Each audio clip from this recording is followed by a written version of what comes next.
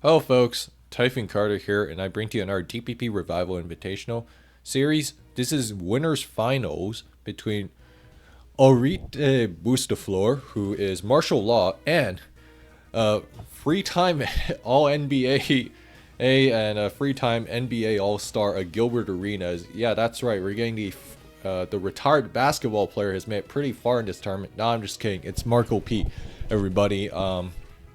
Again, both players are guaranteed money at this point, and whoever wins here is going to be in grand finals. Whoever isn't is going to be fighting for either second or third place money. So both players they should be pretty happy with how far they've come, but I think neither are going to be satisfied with that and will want to win the whole thing, especially when you're this close. That said though, let's jump right into this. Gira lead and Polion lead. Lead matchup here, and Polion obviously does not really want to stay in on this Gyarados because of the fact that one Gira can just like EQ turn one, and then now you lost a bunch of health even if you go down to Sash, or you could lose the Empoleon entirely. So super favorite for Marshall. Wonder how he's gonna follow this up. And Marco's got to switch into his own Gyarados, and Marshall, anticipating this, uses T-Wave as a mid-ground click. And go get double edged here. So that is a CB Gira, I think. And just get double edge again. And Marshall's gonna try to take advantage of this. Gonna get rocks up, probably, and does exactly that. Right into the Tyranitar. And Donphan is the Tyranitar check. And again, reminder, this Grand Finals is best of 5. Whereas this is just a best of 3, so keep that in mind when you're watching this. Head Smash is here, so Head Smash actually not a super common move on Donphan, so I think Marcop probably got caught off guard by that. Mostly because Donphan usually has so many good moves that it can run that you can sometimes forget about it, and Breloom is just going to get the Spore off here, as this looks to be a Loomtran offense, and Scissor's gonna enter in on a Latias, so great double there, and Latias kind of at a weird place. Oh no, it's just Scarf, so it's just gonna go down.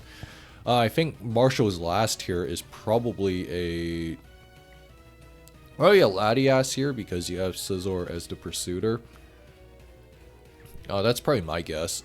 Anyways, Meteor Mashes into the Scizor, and Meteor Mash misses, so that's actually a huge miss for Marcop because the fact that one, he could have at least tried to make the Scizor low so that he can later KO it with like Ice Shard or something, or KO it with his own Scarf meta comfortably. And huge crit there, as the Donphan on Marcop's end is at extremely low health now. Gotta try EQ trade down, but that's not a favorable trade for Marcop, and you really see the power of sleep kicking in here. And Heatran's just gonna eat this Hydro Pump up, and it's Passion Berry, which kind of makes sense because maybe the water resist on Marshall's end are a little bit soft, and oh, that pump is really bad.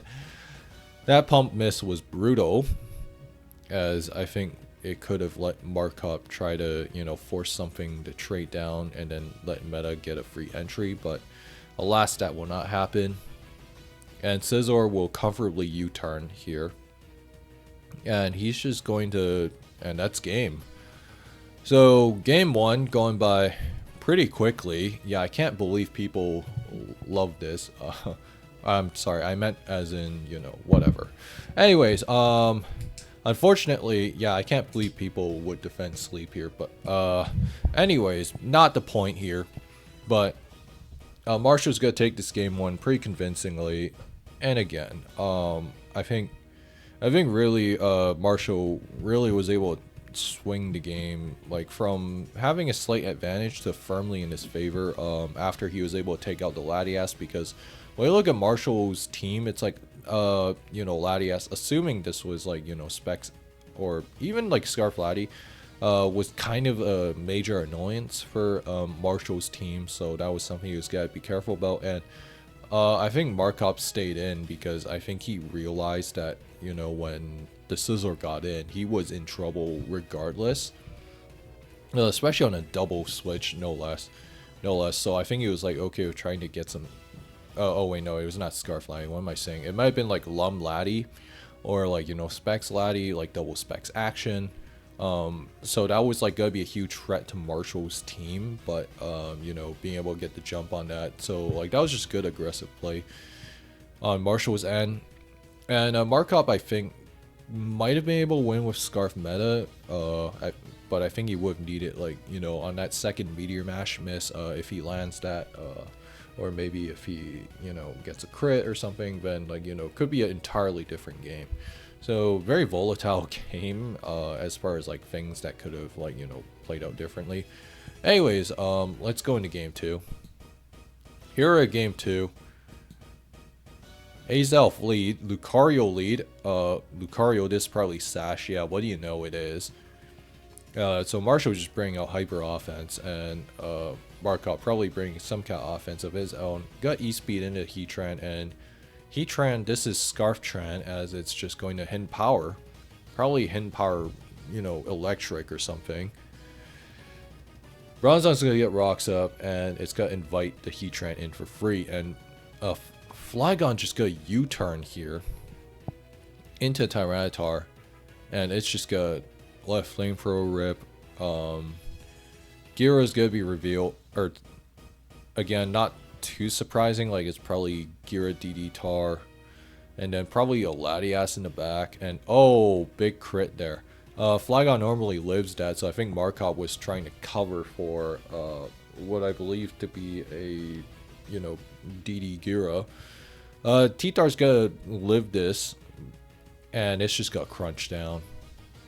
And Starmie's gonna go down, so yeah, Marcop is very much behind here. Iron Head's here. Azov's gonna get a free explosion off. Just got Fire Blast. So gonna get major chip damage. The other problem now though is Kingdra. Yeah, this is bad. Because Kingdra now just gets to click Hydro Pump, Water Move, or whatever. Again, we don't know what exactly his Kingdra set is. It could be just Rain Dance Kingdra, because if he...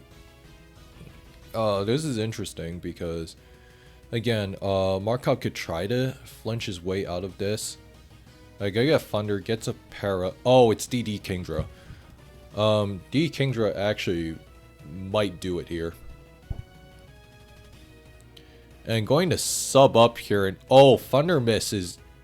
Okay, that's even worse. I wonder if... Did Marshall need to go for that?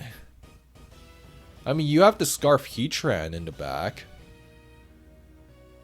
And, wow, yeah, and I hate DD Kingdra, and this is exactly why. Like, gets a flinch too, because why not? As if he didn't need any more help, but... Yeah, really, I think what's frustrating, is the fact that, Oh, and D-Knight, Fire Punches here. Yeah, no, this T-Tar is most definitely going down. Especially with Life Orb, too.